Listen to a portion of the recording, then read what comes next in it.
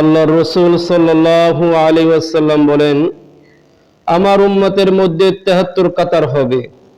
ইহুদিদের মধ্যে ৭১ কাতার, নাসারাদের মধ্যে ৭২ কাতার। নবীজি বলছেন আমার উম্মতের মধ্যে কাতার হবে ৭৩টি। ইল্লা ওয়াহিদা, একটি দল ছাড়া বাকিগুলি জাহান্নামে চলে যাবে।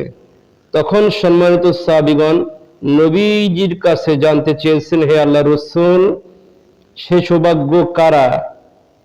তখন নবীজি বলছেন, সে সৌভাগ্যবান ব্যক্তি তারাই যারা আমার মতে, আমার সাহাবীর মতে, যারা আমার পথে, আমার সাহাবীর পথে চলবে, এরাই একমাত্র সৌভাগ্যবান হবে, এরাই একমাত্র নাজাত প্রাপ্ত হবে।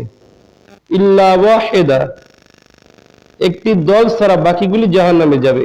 আর সেই যে দলটি জাহান্নামে যাবে না, যে দলটির কথা নবীজি বলছেন সৌভাগ্যবান হবে, নাজাত প্রাপ্ত হবে, আমরা যেন সেই দলে আমরা অন্তর্ভুক্ত হতে পারি, আমরা যেন সেই দলে শামিল হতে পারি।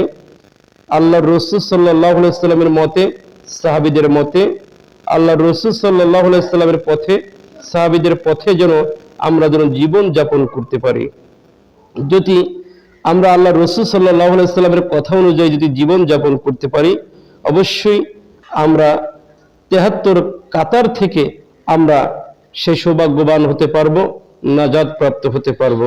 এই জন্য আমাদের করণীয় হলো আল্লাহ পাক রব্বুল আলামিনের পক্ষ থেকে যে কিতাব কুরআনুল কারীম এসেছে, সেই কুরআনুল কারীমকে আমাদেরকে বন্ধু বানাতে হবে।